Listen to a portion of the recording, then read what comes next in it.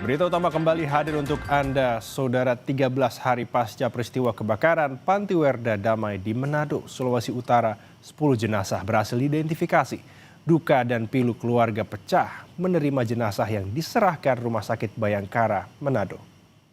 Kita bersama mengkontrak rumah. Jerit tangis keluarga korban kebakaran Panti Jompo Damai pecah di instalasi forensik Rumah Sakit Bayangkara, Manado.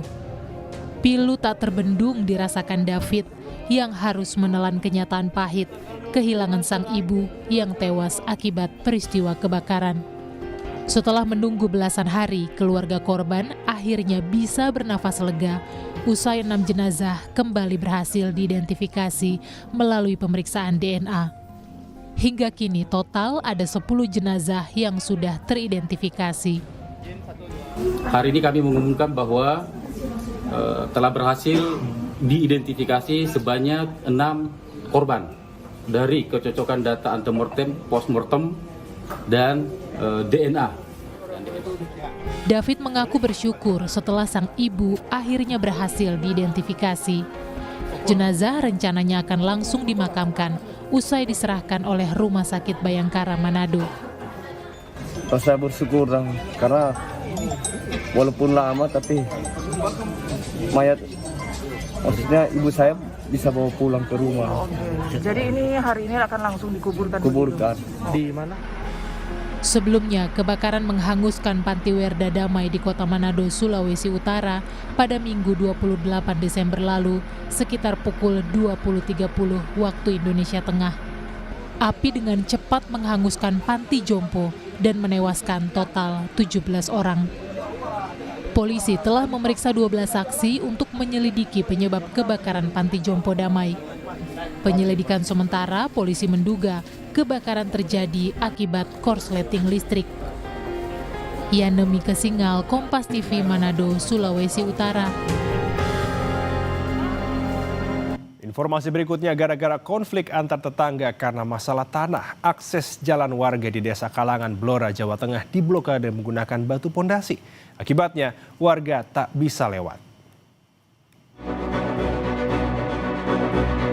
Warga di Blora, Jawa Tengah nekat memasang batu pondasi setinggi 50 cm di tengah jalan. Pondasi dari batu kumbung ini dipasang memanjang di tengah jalan dari utara ke selatan. Imbas pemasangan pondasi ini, jalan lorong yang semula bisa dilalui oleh mobil, kini hanya bisa dilalui oleh sepeda motor. Aktivitas warga jadi terganggu. Aksi blokade dilakukan karena adanya perselisihan pemilik tanah dengan warga setempat. Pemilik tanah mengeklaim sebagian jalan adalah miliknya. Saya sebagai warga sini ya sangat terganggu. Lewat saya kan di situ. Gitu ya. Berarti ini nggak bisa dilewati roda 4, Pak ya? Nggak bisa. Roda 2 pun seumpama membawa sakgul soko. Mediasi telah dilakukan oleh pemerintah desa dengan aparat kepolisian bersama kedua belah pihak. Hasil mediasi belum menemukan kesepakatan. Pemilik lahan tetap bersikukuh memblokade jalan. Ya, dilihat dari sertifikat kan memang sudah masuk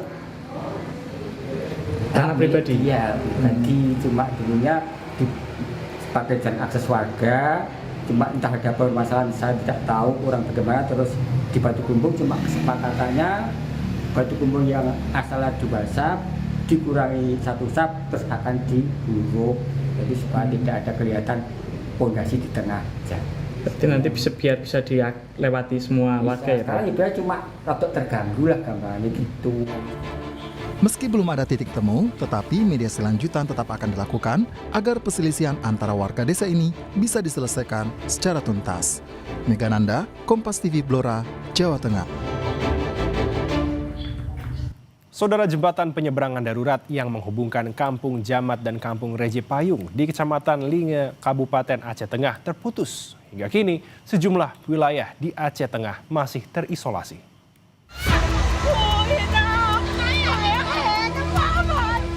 Jembatan darurat putus saat relawan bersama warga hendak mengantar logistik ke Kampung Reje Payung, Aceh Tengah. Warga sekitar dan TNI memberikan pertolongan dan berhasil menyelamatkan seluruh korban.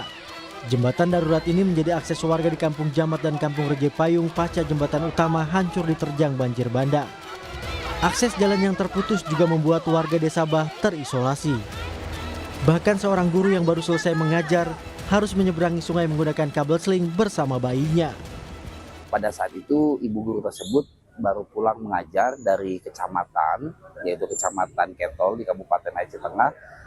Kemudian beliau hendak pulang ke rumahnya di salah satu desa yang tadi aksesnya terputus dengan membawa bayinya karena ibu tersebut baru saja melahirkan.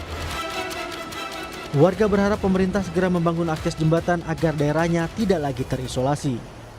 Zikri Maulana, Kompas TV Aceh Tengah Aceh.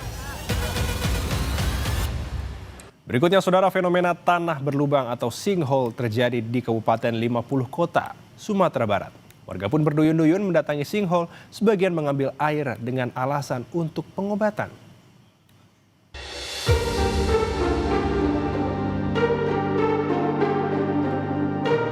Fenomena sinkhole atau tanah berlubang yang muncul di area persawahan Jorong Tepi berubah menjadi objek wisata.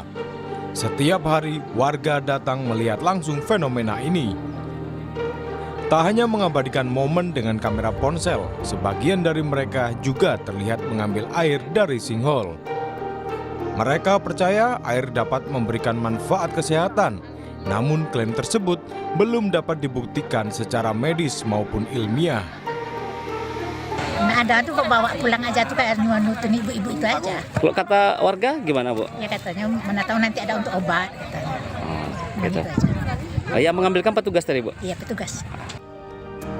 Namun ramainya kunjungan warga berdampak pada aktivitas petani.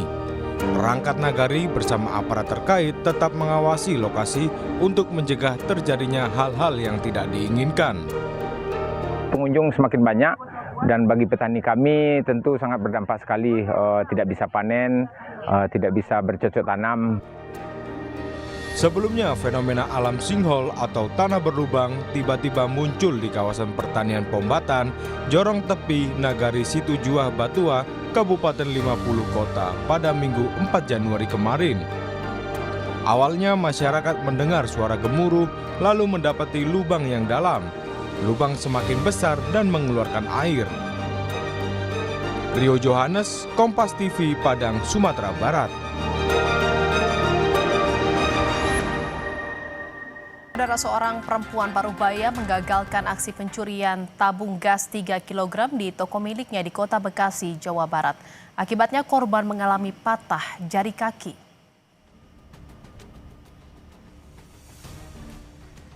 Kamera pengawas toko merekam saat wanita Parubaya menggagalkan aksi pencurian 2 buah tabung gas 3 kg dari toko miliknya. Sambil berlari dari dalam toko, korban mendorong pelaku untuk menggagalkan aksi pencurian. Sadar terpegok, pelaku pun langsung melempar tabung gas yang mengenai kaki korban.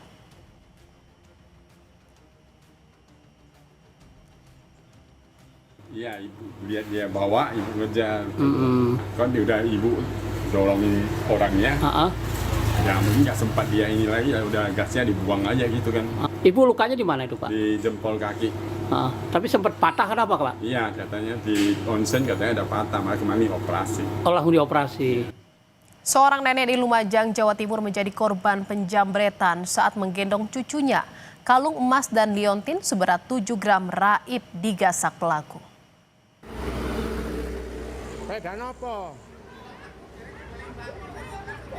Aksi penjambretan terjadi di sebuah toko baju Desa Condro, Kecamatan Pasirian, Lumajang, Jawa Timur. 2 orang pelaku yang mengendarai motor tiba-tiba saja berhenti di depan toko dan menjamret kalung korban. Usai menggondol kalung seberat 7 gram, pelaku kemudian kabur dengan motor. Akibat kejadian ini, korban mengalami kerugian mencapai 10 juta rupiah. Kasus ini dalam penanganan Polsek Pasirian dan Resmob Polres Lumajang.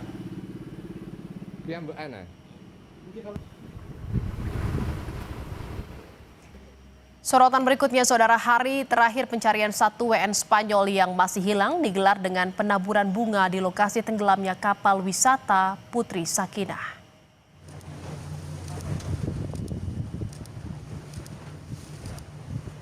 Tabur bunga dilakukan tim SAR gabungan di lokasi tenggelamnya kapal wisata Putri Sakinah di perairan Taman Nasional Komodo. Gelaran ini sekaligus mendoakan 4 korban warga negara Spanyol di mana 3 diantaranya telah ditemukan tim SAR gabungan. Setelah 15 hari melakukan pencarian, Basarnas akhirnya menutup pencarian.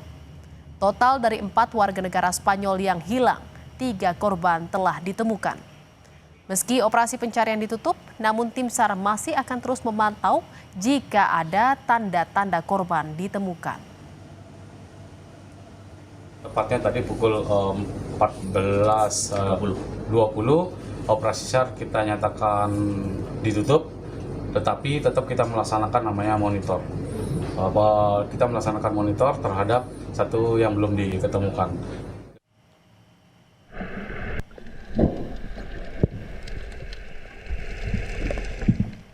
Polisi telah menetapkan 2 tersangka dalam kecelakaan KM Putri Sakinah yang menewaskan 4 orang warga negara Spanyol.